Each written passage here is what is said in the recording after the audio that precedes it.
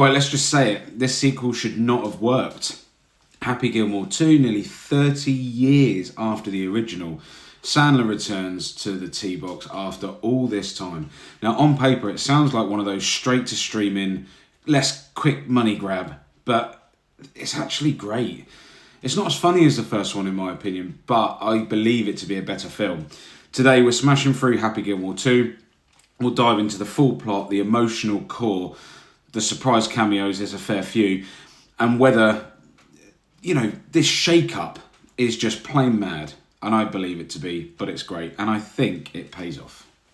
Now, from the first 10 minutes or so, you can tell that this isn't just a slapstick comedy reunion tour. The tone it hits different. We open with a flashback to his dominance in the late 90s after riding high with that tour championship win. He's married Virginia. He's got 5 kids. It's picture perfect. But then we hit 2014 and it's one of his trademark monster drives and it hits Virginia in the head and it kills her. It's jarring, it's completely unexpected, and it's a really bold narrative to swing. This single moment sort of reshapes the entire sequel, and we're dealing with grief, trauma, guilt, and it surprisingly works. It doesn't feel cheap or melodramatic. It feels like a real evolution of his character. He spirals. He leans into alcoholism. He loses his home. His career is gone. His boys are all over the place. And his youngest, Vienna, she's now dealing with the groceries, she's dealing with the supermarket, and she's dealing with her dad. And here's where the film earns these stars. It slows down. It doesn't rush the comeback. It takes time to deal with his pain. We see how much his daughter means to him, and her dream to study that $75,000 a year ballet school in Paris, it's really what brings him back. Family, kids, we all know what that means. Enter Frank Manatee, a cross between a shady energy drink mogul and a game show host on steroids. He's the CEO of Maxi Energy.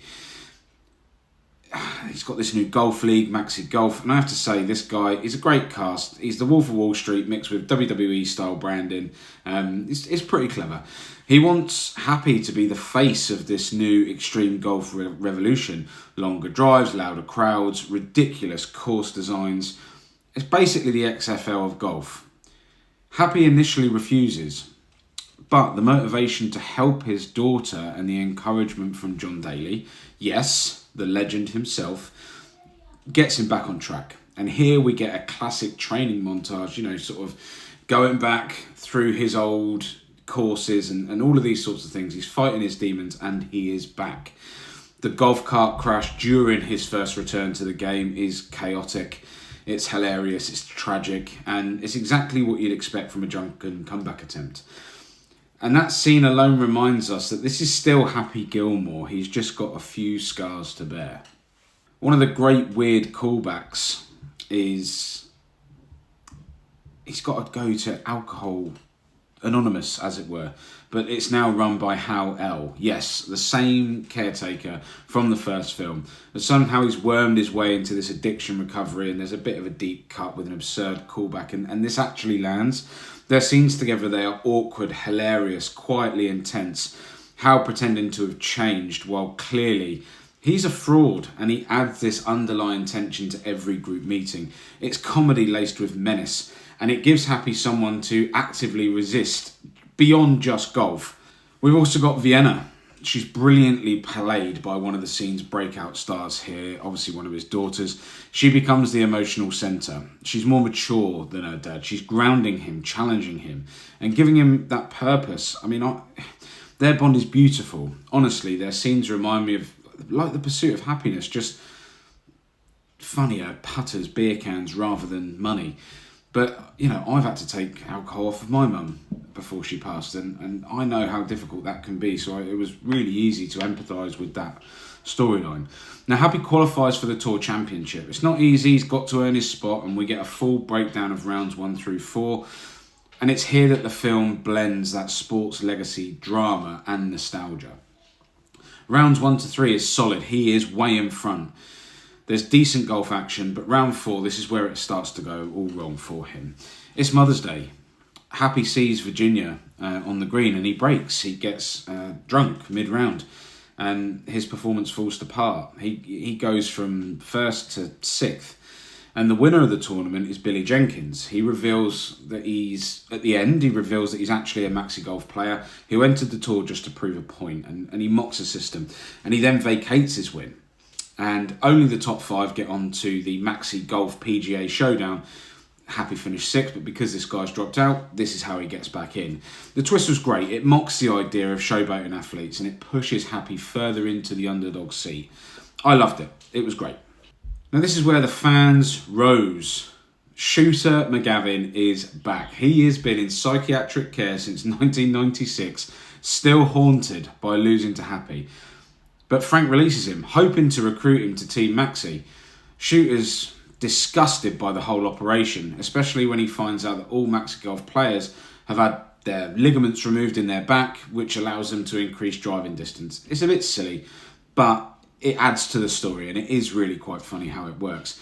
Shooter's got a brilliant redemption arc here, and I will be honest, I sat with my wife and I called it early. He and Happy fight, then they reconcile. It's silly, heartfelt, but it is totally fitting. And if that wasn't enough, then he also helps coach Team Tour alongside Chubbs' son, Slim Peterson. Another brilliant deep pull that adds even more weight to the climax. The 5-on-5 match is chaos. You've got the course design. There's only 7 holes, and it's favoured to be in, the long drive people. There's strobe lights, there's pyro, there's crowds. It looks like Glastonbury. But it kicks off with Scotty Scheffler punching his opponent, and he gets disqualified. Of course he does. He ends up in prison, as he normally does. We've got Brooks Koepka. He gets injured mid-round, so Shooter jumps in to replace him. And the whole sequence is mad, but it's silly and it's full of surprises. By the final round, it's Happy versus Billy Jenkins in a tiebreaker. And Frank, in a last-ditch effort to sabotage, he alters the green to make putting impossible. He puts it on a wobble. But he offers a deal. Miss the putt, and you join Maxi Golf. Sink it, and Frank must shut Maxi Golf down, pay for Vienna's school, buy Happy's house back, give him a brand new electric Rolls Royce, and open an Italian restaurant for his superb caddy, Oscar. What does he do? Of course he does. He sinks it. Easy. Bosh. In. It's legacy, it's satisfaction, it all pays off in a superb manner.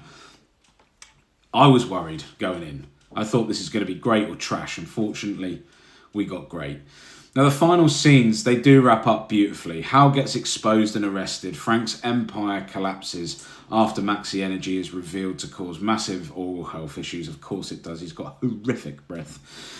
Vienna heads to Paris, and Happy promises to join them, after the British Open.